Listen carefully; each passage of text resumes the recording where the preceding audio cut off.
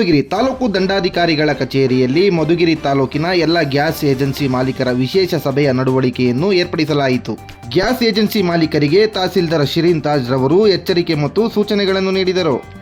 ಸೂಚನೆಗಳು ಈ ಕೆಳಕಂಡಂತಿವೆ. Gas agency ಕಚೇರಿಗಳಲ್ಲಿ ಸರ್ಕಾರಿ ಯೋಜನೆಗಳ ಬಗ್ಗೆ, ದರಗಳ ಬಗ್ಗೆ ಮಾಹಿತಿ ಫಲಕ ಕಡ್ಡಾಯವಾಗಿ ಅಳವಡಿಸಬೇಕು. ಗ್ಯಾಸ್ ಸರಬರಾಜಿಗೆ ಸರ್ಕಾರ ನಿಗದಿಪಡಿಸಿರುವ ದರ ಮಾತ್ರ ಪಡೆಯಬೇಕು. 5 ಕಿಲೋಮೀಟರ್ ಉಚಿತ, 5 ಕಿಲೋಮೀಟರ್ ನಂತರ 1.60 ಪೈಸೆಯಂತೆ ಸಿಲಿಂಡರ್ಗೆ ಡೋರ್ ಟು ಡೆಲಿವರಿ ನೀಡಬೇಕು. ಕಡ್ಡಾಯವಾಗಿ ಮೊಬೈಲ್ OTP ಮೂಲಕ ಸಿಲಿಂಡರ್ ಬುಕಿಂಗ್ ಪಡೆಯಬೇಕು. ಬುಕಿಂಗ್ ಮಾಡಿರುವವರಿಗೆ ಮಾತ್ರ ಸಿಲಿಂಡರ್ ಡೆಲಿವರಿ ನೀಡಬೇಕು. ಸಿಲಿಂಡರ್ ಅನ್ನು ಡೆಲಿವರಿ ಕಂಪನಿ ಏಜೆನ್ಸಿಯ ಅಧಿಕೃತ ವಾಹನದಲ್ಲಿ ಸಾಗಾಣಿಕೆ ಮಾಡಬೇಕು. ಅಕ್ಷರ ದಾಸೋಹ ಶಾಲೆಗಳಿಗೆ ಸಿಲಿಂಡರ್ ಕಡ್ಡಾಯವಾಗಿ ನೀಡಬೇಕು. ಅಧಿಕೃತ ಗೋದಾಮುಗಳಲ್ಲಿ ಗ್ಯಾಸ್ ಸಿಲಿಂಡರ್ ದಾಸ್ತಾನು ಮಾಡಿದ್ದಲ್ಲಿ ಕಾನೂನು ಕ್ರಮ ಕೈಗೊಳ್ಳಲಾಗುವುದು ಎಂದು ಎಚ್ಚರಿಕೆ ನೀಡಿದರು.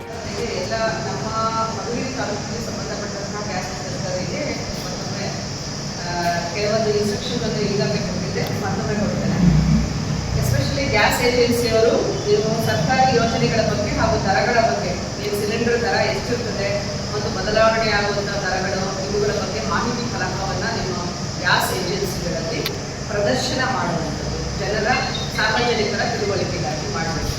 ಇನ್ನು LPG ಸಿಲಿಂಡರನ್ನು ಸರಬರಾಜು ಮಾಡುವಂಥ ಹಿನ್ನೆಲೆಯಲ್ಲಿ 5 ಕಿಲೋಮೀಟರ್ ಒಳಗಡೆ ಉಚಿತವಾಗಿ ಹೋಮ್ ಡೆಲಿವರಿ ಬಾಯ್ಸನ್ನು ಕಳಿಸಿ ಮಾಡುವಂಥದ್ದು, ಮತ್ತು 5 ಕಿಲೋಮೀಟರ್ ನಂತರದಲ್ಲಿ 1 ಕಿಲೋಮೀಟರ್ಗೆ ₹1.60 ಎಕ್ಸೆಸ್ ಆಗ್ತಾ ಹೆಚ್ಚಿನ ಮಟ್ಟಿಗೆ ದರವನ್ನು ಪಾವತಿ ಮಾಡ್ತಾರೆ, ಸಾರ್ವಜನಿಕರು ಪಾವತಿ ಮಾಡಬೇಕಾಗ್ತದೆ. ಹಾಗೆಯೇ ಕಾನೂನಾತ್ಮಕವಾಗಿ ಯಾರಾದರೂ ಈ ಹಿನ್ನೆಲೆಯಲ್ಲಿ ಸರಿಯಾಗಿ ಡೆಲಿವರಿ ಮಾಡಿಲ್ಲ ಅಂತಂದರೆ ಡೆಲಿವರಿ ಬಾಯ್ಸನ್ನು ಬ್ಯಾನ್ ಮಾಡಬೇಕಾಗ್ತದೆ. ಮತ್ತು ಈಗಾಗಲೇ ನೀವು ಹೇಳಿದ್ದೀರಿ, ನೀವು ಒಂದು ಆಧಾರ್ ಕಾರ್ಡ್ ಮತ್ತು ಪೊಲೀಸ್ ವೆರಿಫಿಕೇಷನನ್ನು ಮಾಡಿದ್ರೆ ಡೆಲಿವರಿ ಬಾಯ್ಸನ್ನು ನೇಮಕ ಮಾಡಬೇಕು.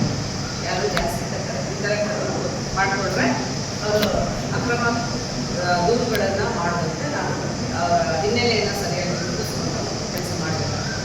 ಇನ್ನು ಕಡ್ಡಾಯವಾಗಿ ಮೊಬೈಲ್ OTPಯನ್ನು ಪಡೆದು ಅವರ ಹೋಮ್ ಡೆಲಿವರಿಯನ್ನು ಮನೆಗೆ ಗ್ಯಾಸ್ ಸಿಲಿಂಡರ್ನ ಗೃಹೋಪಯೋಗ ಉದ್ದೇಶಕ್ಕೆ ನಾವು ಗ್ಯಾಸ್ ಸಿಲಿಂಡರ್ನ ವಿತರಣೆ ಮಾಡಬಹುದು.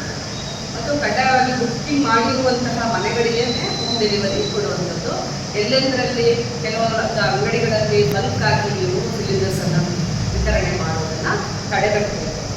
ಮತ್ತು ಬೇರೆಯವರ ಮನೆಯ ಬಳಿ ಇರಿಸುವಂಥದ್ದು ಅಥವಾ ಇತರರಿಗೆ ಕೊಡುವಂಥದ್ದು, OTPಯನ್ನು ಓನರಿಂದ ಪಡ್ಕೊಂಡು ಬೇರೆಯವರಿಗೆ ಕೊಡುವಂಥದ್ದು, ಇವುಗಳನ್ನು ಕಡ್ಡಾಯವಾಗಿ ನಿಷೇಧಿಸಿದೆ. ಇನ್ನು ಡೋರ್ ಡೆಲಿವರಿ ಮಾಡದೆ ನಗರ ಮತ್ತು ಗ್ರಾಮೀಣ ಪ್ರದೇಶದಲ್ಲಿ ಒಂದೇ ಸ್ಥಳದಲ್ಲಿ ಕೊಡುವುದನ್ನು ಈಗಾಗಲೇ ಹೇಳಿದ್ದೀನಿ. ನಮಗೆ ಅದನ್ನು ವಿತರಣೆ ಮಾಡುವುದಿಲ್ಲ. ಯಾರು ನಿರ್ದಿಷ್ಟವಾಗಿ ಬುಕಿಂಗ್ ಮಾಡಿರ್ತಾರೆ ಅವರಿಗೆ OTP ಪಡ್ಕೊಂಡು ಡೋರ್ ಡೆಲಿವರಿಯನ್ನು ಮಾಡುವಂಥದ್ದು. ಗ್ಯಾಸ್ ಸಿಲಿಂಡರ್ಗಳನ್ನು ಅಕ್ರಮವಾಗಿ ಸರಬರಾಜು ಮಾಡುವಂಥದ್ದು ಮತ್ತು ಅನಧಿಕೃತ ಸ್ಥಳಗಳಲ್ಲಿ ಸ್ಟೋರೇಜ್ ಮಾಡುವುದನ್ನು ನೀವು ತಡೆಗಟ್ಟಬೇಕಾಗುತ್ತೆ. ಗೃಹ ಬಳಕೆ ಸಿಲಿಂಡರ್ಗಳನ್ನು ವಾಣಿಜ್ಯ ಉದ್ದೇಶಕ್ಕೆ ಕೊಡದಂತೆ ಕೇವಲ ಗೃಹ ಬಳಕೆಗಾಗಿ ಅದನ್ನು ನೀಡುವಂಥದ್ದು. ಹಾಗೆಯೇ ಅಕ್ಷರ ದಾಸೋಹ ಶಾಲೆ ಕರ್ನಾಟಕ ಸರ್ಕಾರದ ಒಂದು ಫ್ಲಾಗ್ಶಿಪ್ ಪ್ರೋಗ್ರಾಮ್ ಆಗಿರೋದ್ರಿಂದಾಗಿ ಅಕ್ಷರ ದಾಸೋಹ ಪ್ರೋಗ್ರಾಮಲ್ಲಿ ನಿಗದಿತ ಅವಧಿಗೆ ಶಾಲೆಯ ಮುಖ್ಯೋಪಾಧ್ಯಾಯರು ಸಿಲಿಂಡರ್ಗಳನ್ನು ಬುಕಿಂಗ್ ಮಾಡಿರ್ತಾರಲ್ಲ ಅವುಗಳನ್ನು ನಿರ್ದಿಷ್ಟವಾದಂತಹ ಶಾಲೆಗೆ ವಿತರಣೆ ಮಾಡುವಂಥದ್ದು. ಇದರ ಬಗ್ಗೆ ನಿಮ್ಮ ಡೋರ್ ಡೆಲಿವರಿ ಬಾಯ್ಸ್ಗೆ ನೀವು ಸರಿಯಾದಂತಹ ಚೇತಾವಣೆಯನ್ನು ಕೊಡುವಂಥದ್ದು.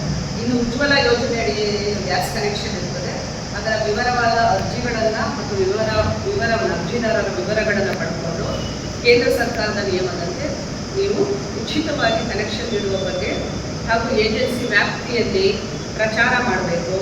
ಇದನ್ನು ನೀವು ಜನರಿಗೆ ತಿಳಿಯಪಡಿಸಿದ್ರೆ ಯಾರು ಉಜ್ವಲ ಯೋಜನೆ ಅಡಿ ಬರ್ತಾರೆ ಅವರು ಉಚಿತವಾಗಿ ಸಿಲಿಂಡರ್ ಪಡ್ಕೊಳ್ಳಿಕ್ಕೆ ಅವಕಾಶ ಇರ್ತದೆ.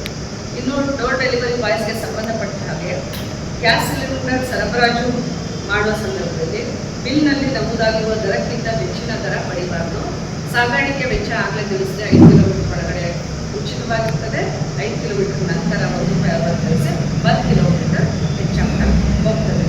ಇನ್ನು ಮುಂದೆ ಈ ರೀತಿಯ ದೂರುಗಳು ಬರದಂತೆ ಗ್ಯಾಸ್ ಸಿಲಿಂಡರ್ಗಳನ್ನು ನಿಗದಿತ ಅವಧಿಯಲ್ಲಿ ನಿಗದಿತ ವ್ಯಕ್ತಿಗಳಿಗೆ ತಲುಪಿಸುವಂಥದ್ದು ಆಗ್ತದೆ. ಹಾಗೆಯೇ ಕಾರ್ಮಿಕರಿಗೆ ಏನು ಅವರು ಡೆಲಿವರಿ ಬಾಯ್ಸನ್ನು ನೀವು ನೇಮಕ ಮಾಡ್ಕೊಳ್ತೀರ ಅವರಿಗೆ ಲೇಬರ್ ಆ್ಯಕ್ಟ್ ಕೂಡ ಅಟ್ರಾಕ್ಟ್ ಆಗ್ತದೆ.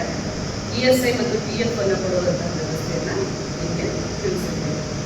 ಇನ್ನು ಅಧಿಕೃತ ಗೋದಾಮುಗಳಲ್ಲಿ ಗ್ಯಾಸ್ ಸಿಲಿಂಡರ್ ದಾಸ್ತಾನು ಮಾಡುವ ಕುರಿತು ಪ್ರತಿದಿನ ಬೆಳಗ್ಗೆ ಗೋದಾಮಿನಿಂದ ಹೊರಪಡಿಸಲಾಗುವಂತಹ ಏನು ನಿರ್ದಿಷ್ಟವಾದಂಥ ವಾಹನದಲ್ಲೇ ನೀವು ಗ್ಯಾಸ್ ಸಿಲಿಂಡರ್ನ ಕಳಿಸ್ಬೇಕಾಗ್ತದೆ. ತುಂಬಿದ ಸಿಲಿಂಡರ್ಗಳ ಬಗ್ಗೆ ಲೆಕ್ಕ ಇರುವಂಥದ್ದು.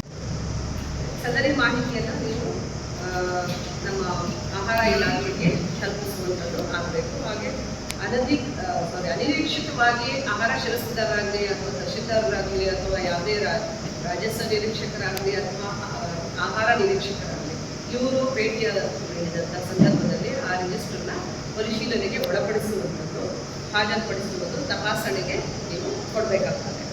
ಇನ್ನು ಕಚೇರಿಗೆ ಮಾಹಿತಿ ಸಲ್ಲಿಸುವ ಬಗ್ಗೆ ಅಧಿಕೃತ ಡೆಲಿವರಿ ಬಾಯ್ಸ್ ವಿವರವನ್ನು ನೀವು ನಮಗೆ ಕೊಡಬೇಕಾಗುತ್ತೆ. ಎಷ್ಟು ಜನನ ನೇಮಕ ಮಾಡ್ಕೊಂಡಿದ್ದೀರಾ, ಅವರ ಆಗಲೇ ಹೇಳಿದೆ ಆಧಾರ್ ಕಾರ್ಡ್, ಅವರ ಅಡ್ರೆಸ್, ಇವುಗಳ ಬಗ್ಗೆ ಸರಿಯಾದ ನಿಗದಿತ ನಮೂನೆಯಲ್ಲಿ ಆಹಾರ ಇಲಾಖೆಗೆ ಶಾಖೆಗೆ ಕೊಡುವಂಥದ್ದು. ಅಧಿಕೃತ ಸಾಗಾಣಿಕೆ ವಾಹನಗಳು ಯಾವುದನ್ನು ನೀವು ಯಾವುದರಲ್ಲಿ ಸಿಲಿಂಡರ್ನ ಕಳಿಸ್ಕೊಡ್ತಾ ಇದ್ದೀರಾ ಅದನ್ನು ಕೂಡ ನಮಗೆ ಮಾಹಿತಿಯನ್ನು ಕೊಡಬೇಕು.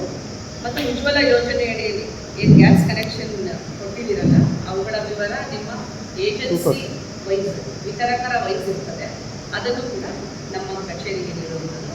ಹಾಗೂ ಈ ಮಾಹೆಯ ಪ್ರತಿ ಮಾಹೆಯ ಅಂತ್ಯಕ್ಕೆ ನೀವು ಗ್ಯಾಸ್ ಬುಕ್ಕಿಂಗ್ ಮತ್ತು ಡೆಲಿವರಿ ಬಗ್ಗೆ ಎಷ್ಟಾಗಿದೆ ನಿಮ್ಮಿಂದ ನಿಮ್ಮ ಏಜೆನ್ಸಿಗೆ ಯಾರು ವಿತರಕರಿಗೆ ಯಾವ ಏಜೆನ್ಸಿಗೆ ಎಷ್ಟಾಗಿದೆ ಬುಕ್ಕಿಂಗು ಮತ್ತು ನೀವು ಎಷ್ಟನ್ನು ಅವರಿಗೆ ಪಾವತಿ ಮಾಡಿ ಅಂದರೆ ಮನೆಗಳಿಗೆ ತಲುಪಿಸಿದ್ದೀರಾ ಅಥವಾ ಲೋಕೋಪಯೋಗಿ ಆಗಿದೆ ಅಥವಾ ವಾಣಿಜ್ಯ ಉದ್ದೇಶಕ್ಕಾಗಿದೆ ಎಷ್ಟನ್ನು ನೀಡಿದ್ದೀರಾ ಅನ್ನೋ ಅಂಶವನ್ನು ಕೂಡ ಅಂಕಿಅಂಶದೊಂದಿಗೆ ನಮಗೆ ಕೊಡೋದು. ಮಾಹಿತಿ ಪ್ರತಿ ಮಾಹೆಯ ಅಂತ್ಯಕ್ಕೆ ಏನು ನಾವು ಕಚೇರಿಗೆ ಹಾರ್ಡ್ ಪ್ರತಿ ಅದ್ರ ಜೊತೆಗೆ ಸಾಫ್ಟ್ ಪ್ರತಿಯೆಲ್ಲ ನೀವು ಮಾಹಿತಿಯನ್ನು ಕೊಡುವಂಥದ್ದು. ಇದರಲ್ಲಿ ಏನು ನಾವು ಒಂದು ವೆಬ್ಸೈಟ್ ಅಡ್ರೆಸ್ ಕೊಟ್ಟಿದ್ದೀವಿ shir.madugiri.123@gmail.com. ಇಲ್ಲಿ ಸಾಫ್ಟ್ ಕಾಪಿಯನ್ನು ಕೂಡ ಅಪ್ಲೋಡ್ ಮಾಡ್ಬೋದು. ಅದರೊಂದಿಗೆ ಹಾರ್ಡ್ ಕಾಪಿ